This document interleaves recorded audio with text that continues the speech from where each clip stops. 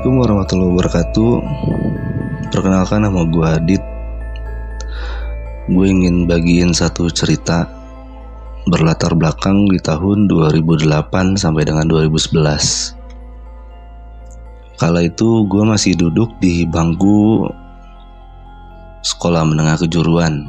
Dulu gue pernah tinggal di sebuah asrama di pinggiran kota Jakarta Timur. Gak usah gue sebut lah ya daerahnya di mana.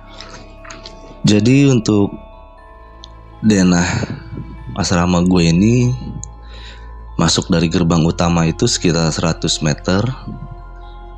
Nanti di sebelah kanannya ada ruang pegawai. 5 meter ke sana sedikit baru ada barak-barak. Jadi ada 3 barak nih. 3 barak, satu baraknya itu terdiri dari 3 kamar. Jadi ada barak atas, tengah, sama barak paling bawah. Nah kebetulan pada saat kelas 1 SMK, gue kebagian barak di paling atas. Dimana barak atas ini bersamping-sampingan atau berbelakang-belakangan dengan sebuah bekas bengkel ya. Bengkel yang udah gak kepake, yang di situ terparkir mobil tua yang dulunya buat praktek anak-anak STM. Untuk satu kamar sendiri gue hampir lupa. Kalau gak salah terdiri dari 10 sampai 12 orang deh. Karena udah lumayan lama juga kejadiannya.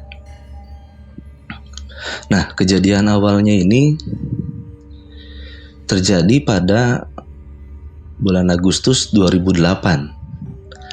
Dimana di setiap bulan Agustus kita selalu ngadain acara 17 Agustusan.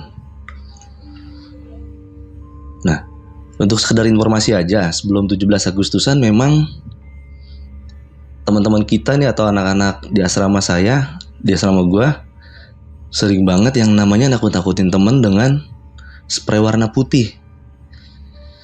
Jadi satu kamar itu terdiri dari lemari, kasur, dan kebetulan di kamar gue itu di paling ujung ada kamar mandinya. Nah sebelum 17 Agustusan itu memang anak-anak sering banget tuh ngerjain temen satu sama lain dengan spray warna putih.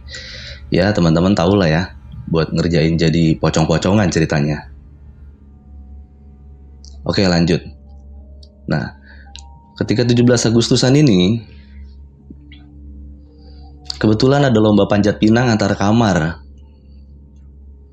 Dan kamar gua karena gua yang paling bongsor badannya, ya gua ditempatin paling bawah. Dan karena anak-anaknya waktu itu cuma 5 orang kalau gak salah yang ikut, kurang. Akhirnya gak ada yang bisa sampai panjat pinangnya. Akhirnya diputuskan untuk ngeluarin semua spray warna putih buat alat bantu kita naik ke atas. Oke, berarti dengan kata lain semua spray warna putih itu sudah dibuang ya, karena kotor untuk panjat pinang. Jadi sudah gak dipakai. Jadi kita dapat spray yang baru dengan warna terang. Singkat cerita, beberapa hari setelah itu gue tidur nih di kamar. Dan seperti biasa, kalau malam memang lampu kamar gue matikan. Jadi kalau gue bangun dari tempat tidur gue, kalau gue ngeliat ke kanan gue ngeliat jendela yang ke arah kantor pegawai. Kalau gue ngeliat jendela ke arah kiri, itu gue ngeliat jemuran plus bengkel yang bekas praktek dulu anak-anak. Oke lanjut, gue tidur. Gue itu dikenal dengan orang yang paling gak bisa dibangunin teman-teman. Jadi teman-teman gue pun setiap ngebangunin gue pada ngeluh pastinya. Dan anehnya ketika itu sekitar tengah malam gue gak perhatiin jam karena memang di kamar gue gak ada jam. Dan waktu itu handphone pun masih jarang banget yang punya. Dan gue juga dulu cuma punya handphone CDMA kalau gak salah. Jadi ada yang nyolek kaki gue, teman-teman. Dan entah kenapa dari colekan itu gue bangun. Dikarenakan waktu itu lampunya gelap, cuma ada cahaya dari arah penerangan jalan yang ada di dekat bengkel. Jadi gue cuma bisa ngeliatnya saru-saru aja nih. Gue menoleh ke belakang karena posisi waktu itu gue tidur telungkup. Ketika gue menoleh ke belakang, ternyata di situ ada sosok pocong.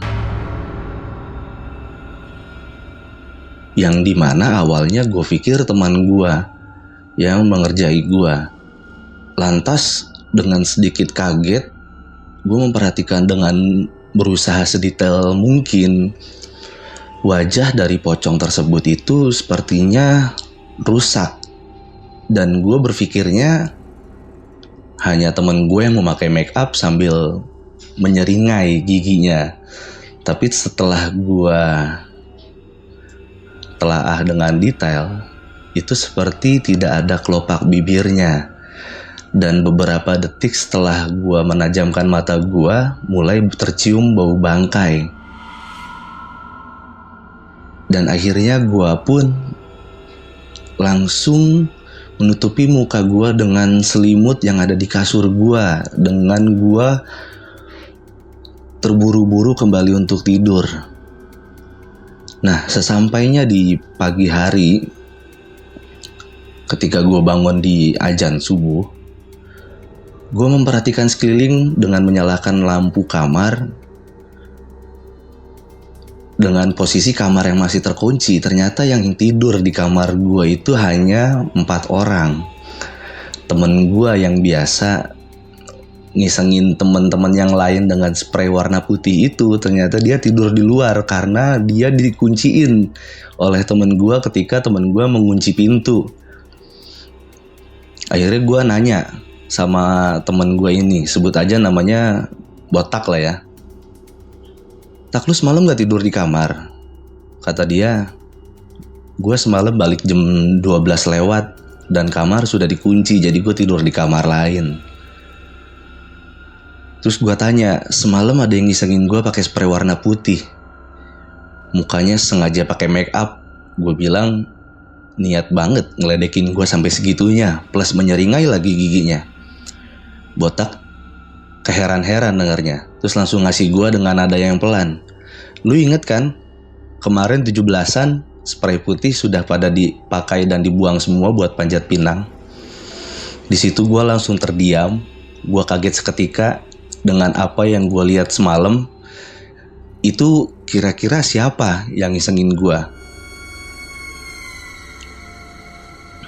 Lalu beberapa bulan gue di sana, di asrama, akhirnya gue dengar desas-desus bahwasanya memang di belakang bengkel, persis yang di belakang ada kamar gue, itu memang terkenal dengan sosok pocongnya yang sering duduk di kursi kemudi mobil bekas yang terparkir di sana.